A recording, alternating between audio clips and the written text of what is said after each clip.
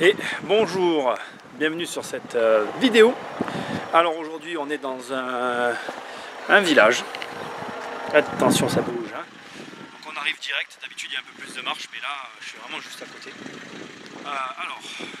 Ce que je vais vous montrer en fait, je vais essayer de vous raconter l'histoire en même temps, hein, comme d'habitude. Donc j'y suis devant là, je suis en train d'y arriver. C'est un bien que j'ai essayé d'acheter en 2007. Donc vous allez voir le nombre de boîtes aux lettres, il y a 20 lots. Donc on va se mettre là. Vous allez les voir juste derrière moi.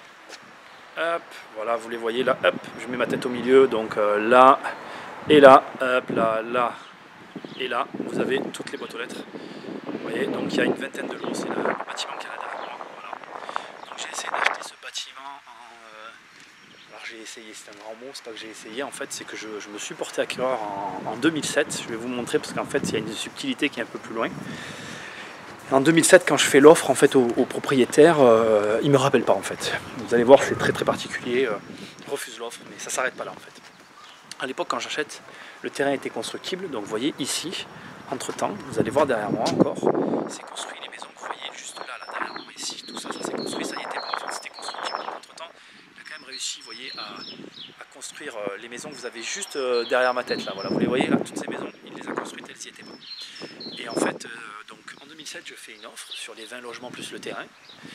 Et donc tout simplement, le propriétaire refuse catégoriquement l'offre. Il m'explique, il me dit non, c'est pas possible, il m'explique pas plus que ça en fait. Je dis qu'il m'explique, mais j'ai pas plus d'explication que ça, c'est non, c'est tout, c'est comme ça.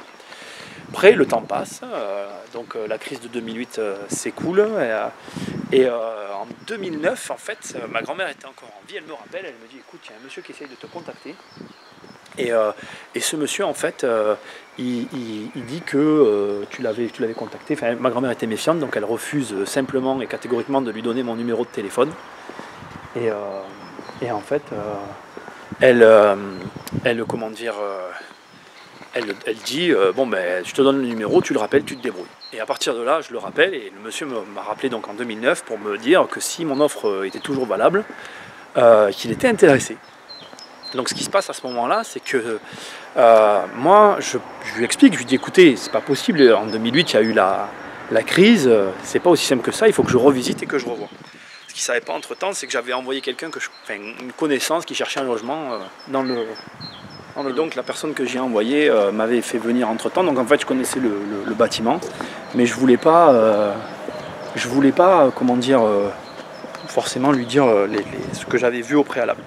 Ce qui est amusant, c'est que quand je revois la personne, en fait, qu'il faut que je vous dise, je ne sais pas si vous avez vu ma vidéo sur les véhicules, mais c'était le moment où j'avais la vieille voiture, la Xantia, avec laquelle je faisais pas mal de conneries, entre guillemets de conneries, je mettais des gravats dedans, enfin je faisais...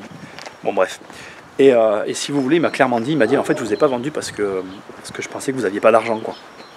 Parce qu'il s'est fié à ma voiture. Et en fait ce qui s'est passé, c'est qu'il a su par la suite, par personne interposée, que j'avais racheté un truc à quelqu'un qui connaissait, enfin une sombre histoire. Et il s'est rendu compte qu'en fait mon offre était sérieuse et suivie. On va retourner dans l'autre sens parce que j'arrête pas de faire... voilà. Et si vous voulez, donc, ce qui est intéressant dans cette histoire, c'est qu'au final, le vendeur de lui-même est revenu vers moi. Et il est revenu vers moi en fait en tout 3 fois. Il y a eu une 3e fois où il m'a rappelé, mais là, je vous le dis, ça m'a plus du tout intéressé. C'était des locations saisonnières. Alors ce qu'il faut savoir sur ce village, il est très très bien ce village parce qu'il y a une école qui est très... où il y a une grosse demande en fait, il y a une très grosse demande pendant l'année scolaire et encore plus de demandes pendant les 2 mois d'été, puisqu'en fait il y a toute une activité autour de tout ce qui est agricole. Donc les logements sont vraiment très bien loués et c'était vraiment quelque chose qui sur le papier était intéressant mais qui demandait beaucoup de travail. Et le logement saisonnier, moi c'est pas que j'aime pas ça, mais à un moment donné il faut pouvoir tout gérer, quoi. Il faut pas tout gérer. Donc voilà, je vous ai amené là pour vous montrer qu'en fait parfois aussi sur ce bien-là, quand j'avais fait l'offre, la banque me suivait, j'avais vraiment des possibilités, mais ça s'est pas fait parce que le vendeur s'est fié à des apparences, et qu'après, même quand il est revenu les 2 fois, moi j'étais plus très emballé, plus autant en fait, je voyais plus le bien de la même manière, il s'était écoulé du temps, et autant des fois avec le temps on se dit j'aurais dû faire ça, autant là j'étais bien content que ça se fasse pas. Alors, est-ce que c'est une erreur? Je sais pas, je vous ai dit à l'ouverture que je mettrais des erreurs. Je ne peux pas vous dire que c'est une erreur, c'était quand même un bien il y avait 20 logements, possibilité de construire 1 ou 2 maisons. Bon là il y a une maison qui s'est construite. En revenu locatif, on tournait à 7600 ou 7000.